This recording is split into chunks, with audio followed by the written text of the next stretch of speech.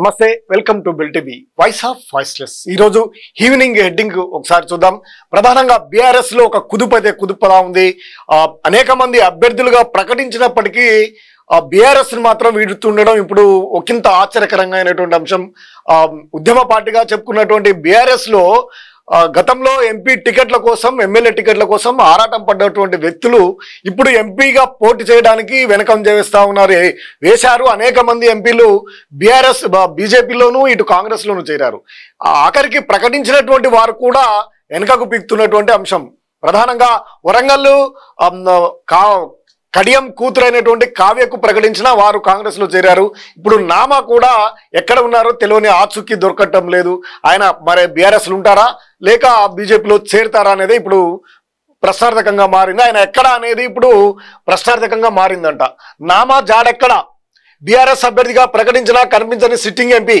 party మారతారని గత నెల రోజులుగా ప్రచారం నియోజకవర్గంలో పర్యటించకపోవడంపై క్యాడర్ గుర్ కడియం కావ్య ఎఫెక్ట్ తో పోటీపై ఆలోచనలో పడ్డారా మరోవైపు పెండింగ్ లోనే ఖమ్మం కాంగ్రెస్ టికెట్ నాగేశ్వరరావు మౌనంపై బీఆర్ఎస్ లో టెన్షన్ అయితే నెలకొంది అసలుకే ఖమ్మం బీఆర్ఎస్ లో కుతకుతలంటుంది ఖమ్మంలో బీఆర్ఎస్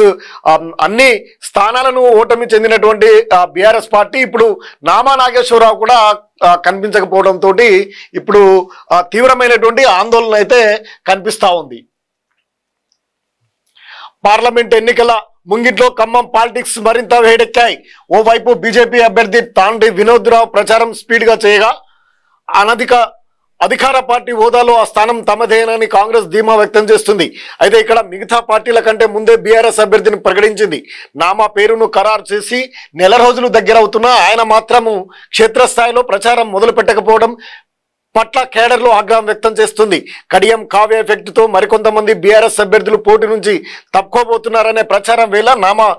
పేరు తెరపైకి వస్తుంది దీంతో ఆయన పోటీలోనే ఉంటారా లేక కావ్య బాటలోనే పోటీ నుంచి డ్రాప్ అవుతారా అనేది ఖమ్మం బీఆర్ఎస్ లో ఉత్కంఠగా మారినటువంటి అంశము తప్పుకుంటారా పార్టీ మారతారా అభ్యర్థిగా నామా పేరును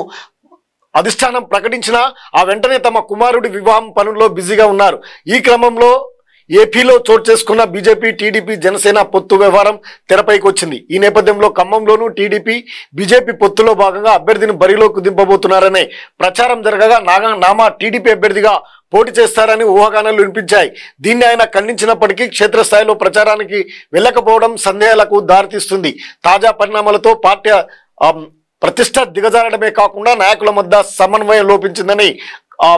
ఆరోపిస్తా ఉన్నారు ఖమ్మం బీఆర్ఎస్ లోనూ గ్రూప్ రాజకీయాలు పెచ్చుబిరిగిపోతున్నాయని ఎవరికి వారే ప్రత్యేక వర్గాలుగా ఏర్పడ్డారనే గుసగుసలు వినిపిస్తున్నాయి ఇలాంటి పరిస్థితుల్లో పోటీ చేయడంపై నామా ఆలోచనలో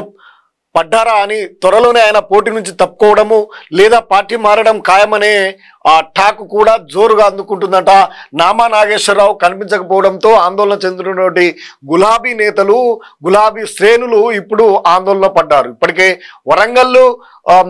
ఇష్యూను అదేవిధంగా కేకే ఇష్యూ మొత్తం కూడా వారు బీఆర్ఎస్ ను వీడి కాంగ్రెస్ పార్టీలో చేరుతున్నటువంటి నేపథ్యంలో ఇప్పటికే తీవ్రమైనటువంటి మనోవేదనకు గురవుతున్నటువంటి బీఆర్ఎస్ తీవ్రమైనటువంటి సంక్షోభంలో కూరుకుపోయింది పద్మ వ్యూహంలో కూరుకుపోయిందని చెప్పొచ్చు ఇటువంటి సందర్భంలో కీలకమైనటువంటి ఖమ్మంలో కూడా నామా నాగేశ్వరరావు కూడా ఎంతో కీలకమైనటువంటి వ్యక్తి బీఆర్ఎస్ కు ఆయన కూడా పోటీ చేసే అవకాశాలు లేకపోవడం ఇప్పుడు బీఆర్ఎస్ ప్రకటించినటువంటి ప్రతి చోట్ల కూడా నామమాత్రపు పోటీనే ఉంది అనే అభిప్రాయం కూడా వ్యక్తమవుతుంది ఇటువంటి నేపథ్యంలో పోటీ చేయడానికి కూడా ఎవరు కూడా ముందుకు రాని విపత్కరమైనటువంటి పరిస్థితి బీఆర్ఎస్ కు చేరుకుంది 10 సంవత్సరాలుగా అధికారాన్ని చలాయించినటువంటి బీఆర్ఎస్ కు ఇది తీవ్రమైనటువంటి ఒక పెద్ద కుదుపుగా చెప్పవచ్చు కీలకమైనటువంటి నేతలు పార్టీని వీడుతుండడం